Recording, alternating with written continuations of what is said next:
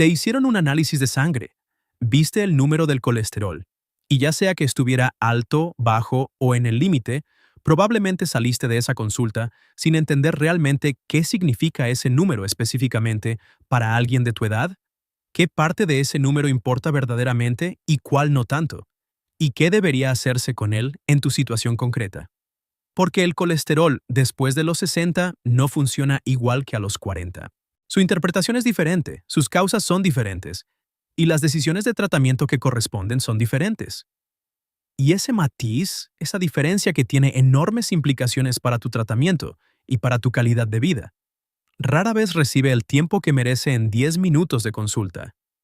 Hay algo que la mayoría de las personas no sabe sobre el colesterol. No hay uno solo. Cuando el médico dice que tu colesterol está alto y señala el número total, está hablando de un análisis que en realidad mide 4 cosas completamente diferentes que tienen significados, comportamientos y tratamientos distintos. No todas esas 4 cosas apuntan en la misma dirección.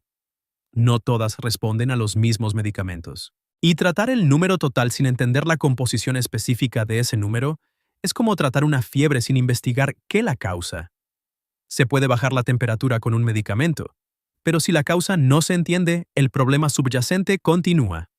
Soy el doctor Alejandro Vega, y hoy te voy a explicar exactamente qué mide cada número del perfil de colesterol y qué significa cada uno para una persona mayor de 60 años en su contexto específico. ¿Por qué el colesterol LDL, que se trata de la misma manera en personas de 40 y de 70, puede llevar a decisiones médicas y resultados completamente diferentes?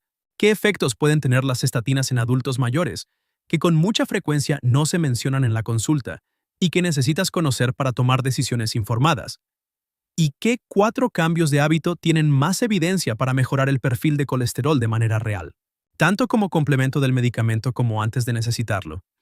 Quédate hasta el final porque el dato sobre el colesterol específicamente en personas mayores de 75 años, que vamos a ver contradice directamente lo que la mayoría de la gente asume sobre lo que significa tener el colesterol alto y tiene implicaciones importantes para entender qué está pasando realmente en tu análisis y qué deberías preguntarle al médico. Quiero presentarte a don Rogelio, 68 años, contador jubilado en Monterrey, hombre meticuloso y ordenado que nunca se había saltado un chequeo médico anual en toda su vida adulta. En su último análisis de rutina, el médico revisó los resultados y le dijo que su colesterol total estaba en 240 miligramos por decilitro, que eso era colesterol alto, y que había que empezar con estatinas. Don Rogelio, con la misma metodología con la que había auditado cuentas durante 40 años, preguntó qué significaba exactamente ese número de 240. El médico le explicó que era colesterol alto y que las estatinas lo bajarían a un rango más seguro. Don Rogelio preguntó si había cambios en la alimentación que pudiera hacer antes de empezar con el medicamento. El médico le dijo que sí, que también era bueno cuidarse, pero que con ese nivel era mejor empezar con el medicamento de manera simultánea. Don Rogelio salió de esa consulta con una receta en la mano. No había recibido una explicación de qué componentes específicos formaban ese número de 240. ¿Cuál de esos componentes era el que realmente representaba un riesgo y cuál podía ser perfectamente normal? ¿Cuál era su riesgo cardiovascular real calculado teniendo en cuenta todos sus factores de riesgo? Ni si había diferencias clínicamente importantes entre iniciar estatinas a los 40 y hacerlo a los 68. Y tampoco había recibido información sobre qué podía esperar del medicamento en términos de efectos secundarios, que son considerablemente más frecuentes en adultos mayores que en personas jóvenes, y que él, con toda su meticulosidad, habría querido conocer antes de empezar a tomarlo. Para entender por qué el colesterol en adultos mayores es más complejo de lo que el número total sugiere, y por qué ese número solo nunca cuenta la historia completa, primero necesitas entender qué mide realmente el perfil lipídico completo y cuáles son los 4 componentes que realmente importan para la evaluación del riesgo cardiovascular. El colesterol total es simplemente la suma de varios tipos de colesterol en sangre. Por sí solo es el número que menos información clínicamente útil da de todos los que aparecen en el análisis, porque puede estar alto por razones muy diferentes que apuntan a tratamientos completamente distintos, y porque puede estar en un rango aceptable mientras los componentes individuales muestran un patrón de riesgo elevado.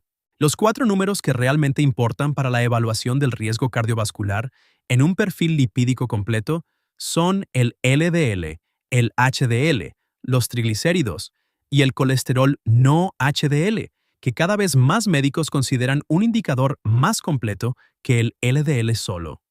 El LDL, conocido popularmente como colesterol malo, es la lipoproteína que transporta el colesterol desde el hígado hacia los tejidos del cuerpo. Cuando hay demasiado LDL circulando en la sangre, parte de él puede oxidarse y depositarse en las paredes internas de las arterias, formando placas de ateroma que las estrechan, las endurecen y reducen el flujo de sangre. Eso es la aterosclerosis, y es el mecanismo por el que el LDL elevado contribuye al riesgo de infarto de miocardio y derrame cerebral. En personas con factores de riesgo cardiovascular significativos o con enfermedad cardiovascular ya establecida, bajar el LDL con estatinas reduce ese riesgo de manera clara, consistente y bien documentada en décadas de estudios clínicos. Si esta información te está llegando en el momento correcto, descarga el protocolo de la longevidad en el comentario fijado. El enlace está justo abajo. La guía completa para llegar fuerte, lúcido y sin depender de nadie después de los 60. El HDL, conocido como colesterol bueno, hace exactamente lo contrario al LDL. Recoge el exceso de colesterol de los tejidos y de las paredes arteriales y lo lleva de vuelta al hígado para que lo elimine del cuerpo. Un HDL bajo es tan importante como un LDL alto en términos de riesgo cardiovascular real, y sin embargo, el HDL recibe mucha menos atención en la consulta de 10 minutos. Un número de HDL por debajo de 40 miligramos por decilitro es un factor de riesgo cardiovascular independiente. Y lo que muchas personas no saben es que el HDL bajo no se trata con estatinas, que de hecho tienen un efecto mínimo sobre él. El HDL mejora principalmente con el ejercicio aeróbico regular, el abandono del tabaco, la reducción del exceso de peso y la moderación del alcohol. Los triglicéridos son el tipo de grasa más común en la sangre y reflejan principalmente lo que se come y bebe.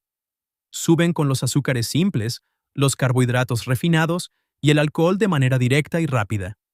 Los triglicéridos muy elevados, especialmente cuando se combinan con HDL bajo, constituyen uno de los patrones de riesgo cardiovascular y metabólico más frecuentes en adultos mayores latinoamericanos y uno de los que más se ignora en la consulta, porque el número total de colesterol puede parecer relativamente normal, mientras los triglicéridos están disparados y el HDL está por los suelos.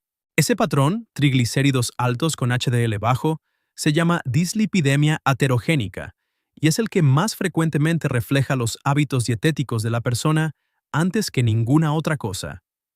Ahora el dato que cambia la perspectiva y que contradice directamente lo que la mayoría de las personas asume. Varios estudios en personas mayores de 75 años sin enfermedad cardiovascular previa han encontrado algo sorprendente. En ese grupo de edad específico, los niveles más altos de colesterol total e incluso de LDL no siempre se asocian con mayor mortalidad ni con mayor riesgo cardiovascular de la manera en que se esperaría. De hecho, un análisis sistemático publicado en BMJ Open, que revisó 19 estudios con más de 68,000 personas mayores de 60 años, encontró que en 16 de esas cohortes, representando el 92% de los participantes, había una asociación inversa entre el LDL y la mortalidad por todas las causas. Las personas con LDL más alto vivían más. La explicación más aceptada por los investigadores es lo que se llama causalidad inversa. Las personas más frágiles, enfermas o con enfermedades crónicas avanzadas tienden a tener el colesterol bajo como consecuencia de su estado de salud deteriorado, no como causa de él. La enfermedad baja el colesterol, no al revés. Esto no significa que el colesterol LDL elevado sea inofensivo después de los 75. Significa que su interpretación en ese grupo de edad debe hacerse en contexto real, evaluando el riesgo cardiovascular calculado de esa persona específica, sus comorbilidades, su funcionalidad y sus objetivos de vida, no aplicando automáticamente los mismos umbrales que se usan en personas de 40 años. Los efectos de las estatinas que menos se mencionan cuando se prescribe a adultos mayores. Las estatinas son medicamentos seguros, bien estudiados, y con beneficio cardiovascular demostrado en personas con riesgo cardiovascular elevado o con enfermedad cardiovascular ya establecida. Eso no está en cuestión y no es el tema de este video. Lo que sí es importante conocer, y lo que frecuentemente no se menciona en la consulta, son los efectos específicos que en adultos mayores son considerablemente más frecuentes que en personas jóvenes, y que pueden afectar la calidad de vida de manera significativa. El más frecuente son los síntomas musculares, conocidos como miopatía asociada a estatinas o SAMs, por sus siglas en inglés. Entre el 5 y el 10% de las personas que toman estatinas experimentan dolor muscular difuso, debilidad muscular, calambres o rigidez que no tenían antes de empezar el medicamento. Ese porcentaje es considerablemente mayor en adultos mayores de 70 años que en personas jóvenes. En personas que toman múltiples medicamentos simultáneamente, lo cual es muy frecuente en este grupo de edad. En personas con insuficiencia renal, aunque sea moderada, y en personas con hipotiroidismo. Un dato importante: muchos adultos mayores que tienen dolor muscular mientras toman estatinas nunca lo relacionan con el medicamento porque nadie les dijo que era un efecto posible cuando empezaron a tomarlo. Y muchos siguen con ese dolor durante meses o incluso años sin reportarlo al médico, atribuyéndolo a la edad o a la artrosis. El segundo efecto es la elevación de enzimas hepáticas. Las estatinas pueden aumentar las transaminasas, que son las enzimas del hígado, en un porcentaje pequeño de personas que varía según la dosis y el tipo de estatina. En la mayoría de los casos, esa elevación es leve y temporal, pero requiere monitoreo periódico con análisis de función hepática para detectarlo. En adultos mayores que ya tienen algún grado de hígado graso no alcohólico, que como vimos en el video del hígado de esta semana, es muy frecuente en este grupo de edad, ese efecto puede ser más relevante y merece especial atención en los análisis de seguimiento. El tercero, y el más debatido en la literatura médica, es el posible impacto en la función cognitiva. Hay numerosos reportes de casos de niebla mental, dificultad para concentrarse y lapsos de memoria que aparecen o empeoran después de iniciar estatinas en adultos mayores, y que mejoran o desaparecen cuando se suspende o cambia el medicamento. La evidencia en estudios controlados es mixta y no conclusiva, porque es difícil deslindar el efecto del medicamento del envejecimiento cognitivo propio de esta etapa de la vida.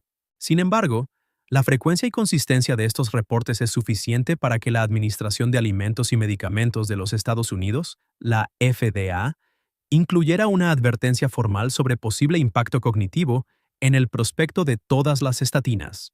En adultos mayores que noten cambios en la claridad mental, la velocidad de pensamiento o la memoria, después de iniciar o de aumentar la dosis de estatinas, esa observación debe reportarse al médico para que evalúe si el medicamento puede ser el factor contribuyente. Advertencia médica importante que no puede omitirse: nunca suspendas las estatinas por tu cuenta si las estás tomando actualmente.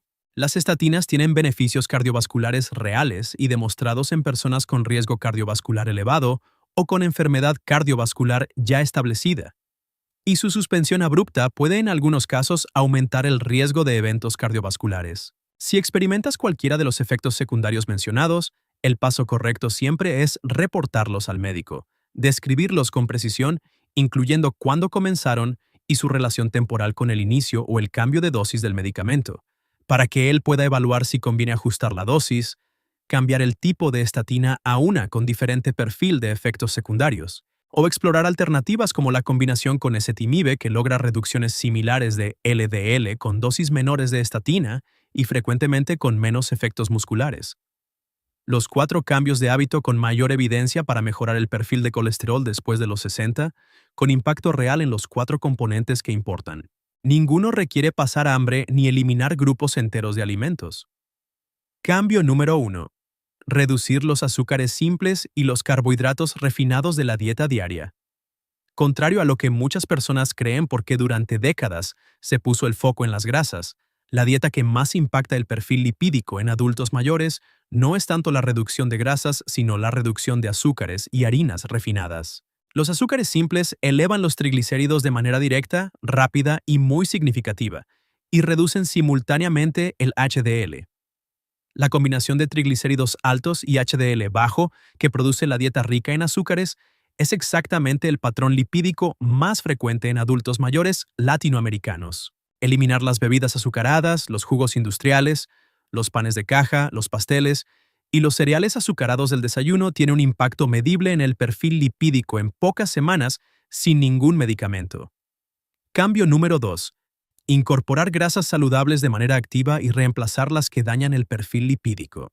Las grasas monoinsaturadas del aceite de oliva extra virgen, el aguacate y los frutos secos como las nueces y las almendras, y las grasas poliinsaturadas omega 3 del pescado azul como el salmón, el atún y las sardinas en lata, producen un efecto favorable sobre múltiples componentes del perfil lipídico simultáneamente. Reducen el LDL, reducen los triglicéridos y elevan el HDL.